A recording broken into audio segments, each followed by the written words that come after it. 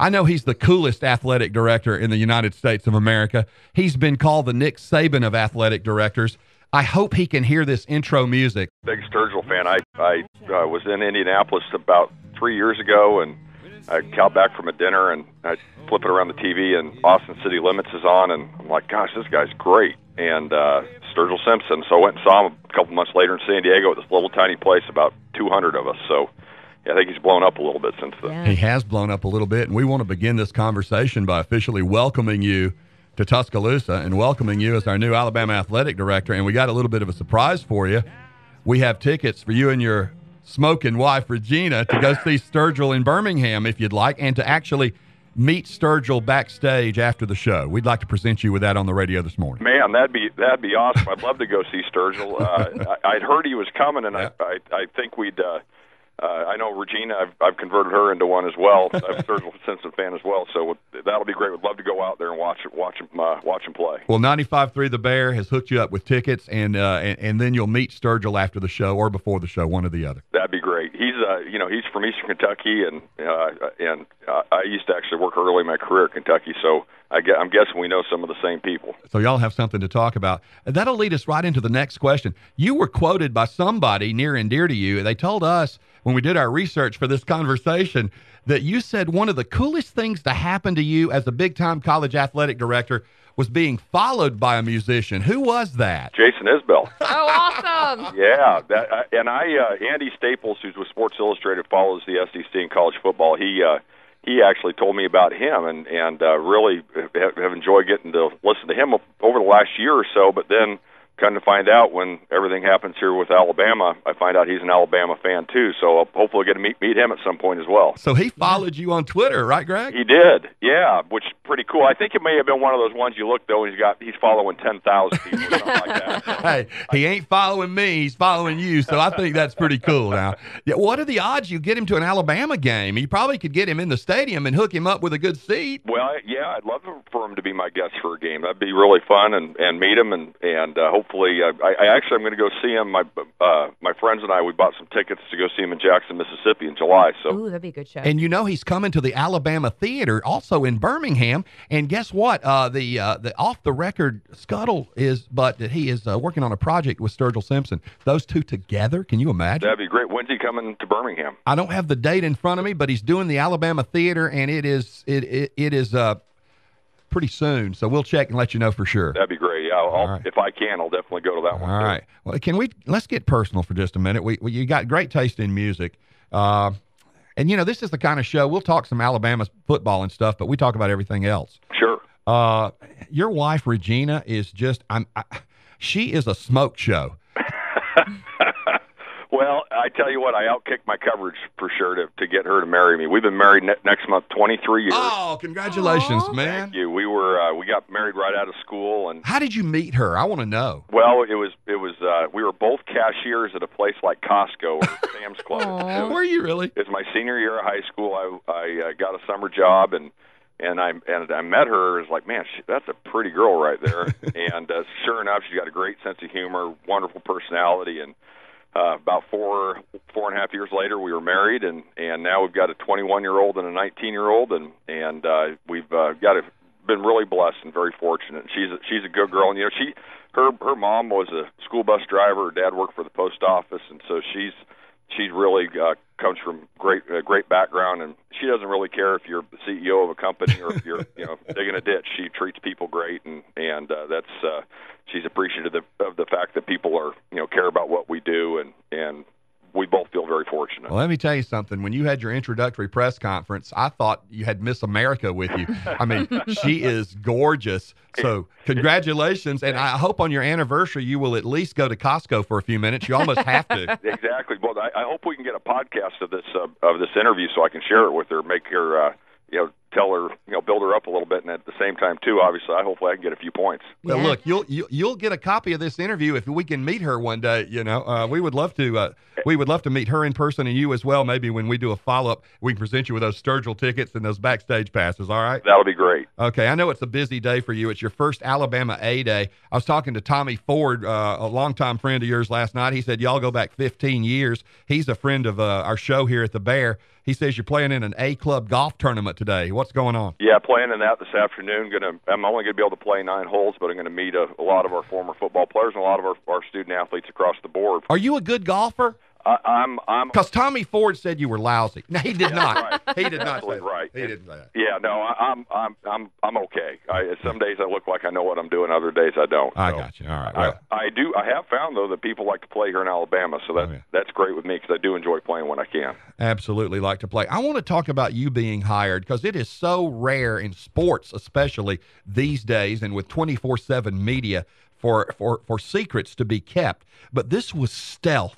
Alabama pulled this thing off. Boom, you were hired. It was announced. Everybody's jaw dropped. We were thrilled to get you. You could be the AD anywhere in America. I mean, you're on the short list of the best of the best. So we're so happy to have you. How did this go down? Who first approached you, and how did they keep it so quiet? Well, I think I know Coach Battle had told Dr. Bell that probably the next year at some point he was going to retire, and so they started working on that. And really, it didn't start coming together until December. I was in New York for the National Football Foundation dinner, and I was asked to meet with Dr. Bell and the firm, the search firm they were using, and Fess St. John, one of our trustees, and we met for about an hour and a half in New York, and I walked away saying, man, I really like these people.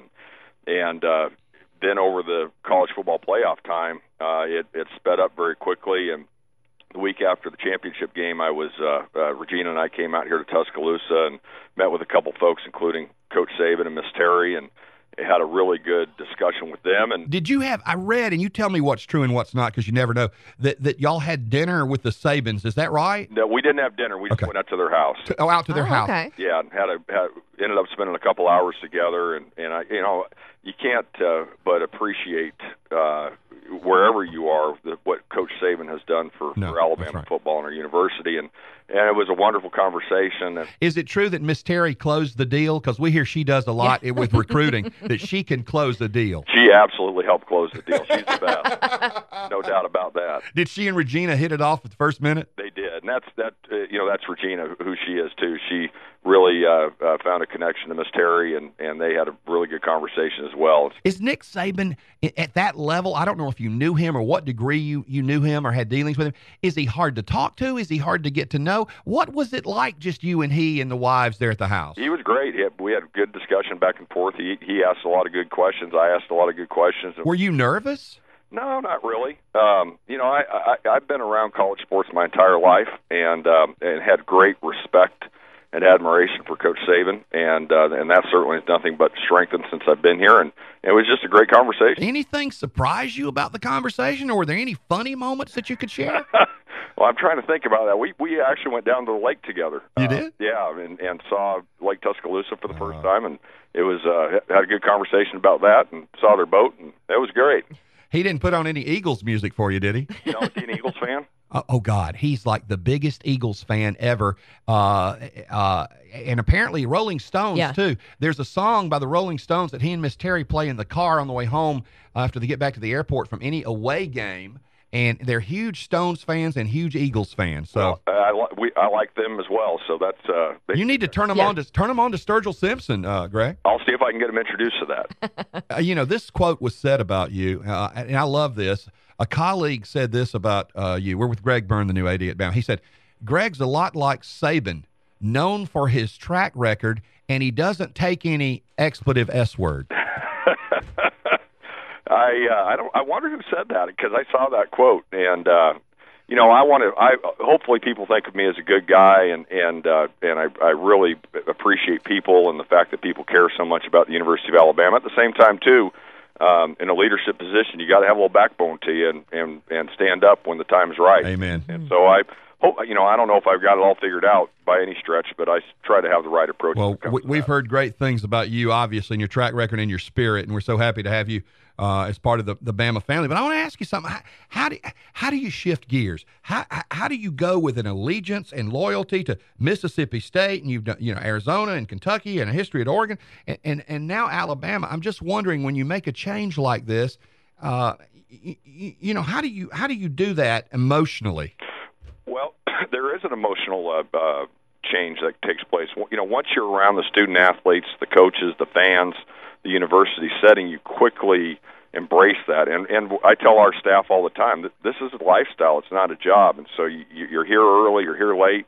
You have to be absolutely embrace everything that takes place with this job, and so the loyalties with it come very quickly. But I'll still be an Arizona Wildcat fan because the student athletes that are there and the coaches and the fans, and at the same time too, when we go head to head against each other in anything now, obviously I'm going to pull like heck for Alabama and do everything I can as the AD to help support our program. So, college athletics, I've been very fortunate to be around it my whole life. It's an incredible atmosphere to be around on a daily basis.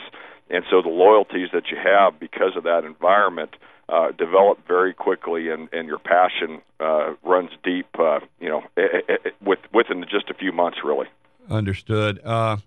Is Regina in charge of your wardrobe? Because you have to go out and get crimson and white now and trade in whatever those other colors were from the past. Everything has to be crimson and white. Does she do that for you, or how does that work? She helps me out, and thank God for that, because we saw the coat. Yeah. You saw that was kind of the guy that made my sport coats in Tucson, because I'm so tall I have to get them made. He brought that to me one day, and I said, you know what? Yeah, let's have a little bit of fun with that, and we did that. But no, I've already found all the men's stores here in town, and I've been able to support the local economy. Good. I love that. I love that about you. How tall are you? I'm 6'6". Wow. Okay, now when you stand beside Nick Saban, who's not a tall man. Well, that's an odd-looking couple right there. He's around great athletes and tall people all the time. I'm not sure about the great athlete part with myself, but I am the tall part. But Coach Saban has a great presence to him, and larger than life. He does have. I mean, you certainly feel it when he walks into a room. Yes, sir. We're talking to Greg Byrne, the new Bama AD. I know it's a busy day. We don't want to keep you long, but I got to ask about what's on your radar as AD. A lot of people are interested in Coleman Coliseum and something there. Maybe do we need to rebuild? What do we need to do? Is that on your radar, and how do you feel about that? Yeah, we're looking at all of our facilities right now. Just the other day, I spent 3 hours in Bryant-Denny Stadium going through everything, and so we're really opening up the hood and looking underneath and saying what do our priorities need to be. Give me 3 priorities on your list, if you would, that you're working. Well, in no particular order, Coleman Coliseum is certainly going to be one of them. But on top of that, I want to look at all of our facilities and say, hey, we've got some really good ones. What are the things we need to do to make sure they stay good and keep us on the front lines of college athletics to compete at the levels we want? That's really important. And I don't know if I could just say 3, but working on our academics, our compliance, on our budget, all the different things. And I'm trying to spend time getting to know our student athletes too and interacting with them. And you don't come on too strong. You kind of ease into that. But I'll tell you one thing. I've been really impressed with the student athletes we have here. I've been really impressed with the staff and coaches we have here too. Are we ever going to sing Dixieland Delight in the stadium again? I've heard that one a couple times. What are your thoughts there? Maybe no, we're not, but we're going to go to a new Sturgill Simpson sing-along. Hey, I've actually thought about that. Is there a good Sturgill or Jason Isbell song that would be good? One of the greatest things about Alabama is the traditions that are here and the history that's here, and we want to be very respectful of that. Whatever we do, though, we got to make sure we do it the right way with class and dignity too. And I think that's extremely important. And growing up, even though I grew up out west, I was a Leonard Skinner fan and Creedence Clearwater fan, and all this, a lot of the Southern rock. So I always being here and being a part of that, and how much it means to our community, our state, our region of the country, I'm thrilled to be a part of it. Greg, you mentioned your sons, you and Regina, and your sons Nick and Davis. Yep. Davis, how old are they again? Nicholas is 21. He's a junior at University of Arizona. Davis is 19 and a sophomore. They're so far along. They're going to finish their degrees out there. We understand. Love to get them out here at some point. So tell me about the phone call from Mom and Dad. Hey, we're moving to Tuscaloosa. Roll Tide. How did that go down? From my mom and dad, or from you and Regina to Nick and Davis? Oh, they were thrilled. They've grown up in college athletics as well, and they understand and very much respect what the University of Alabama represents. And so they came out for the press conference. They'll be out here for games on a regular basis, and they are now actually my oldest son Nicholas he's sporting a Alabama Crimson Tide backpack now on the nice. Good for him. I love that. And we hope that you and Regina will make a home here and be here for a long, long time. Is that your intent? Absolutely. I hope this is our final stop, and I hope that everything we will be about is the University of Alabama. Just know that we are fans. We are thrilled to have you. We love your coolness, and we love, love, love your smoking hot wife. That's awesome. Thank you. All right, now we've got to connect. We will get the tickets to see Sturgill delivered over to your office and information on the backstage greeting as well. That sounds great. I appreciate it, guys. Hey, God bless your heart. Roll Tide. Have a wonderful first Alabama A Day. Thanks so much. Roll Tide.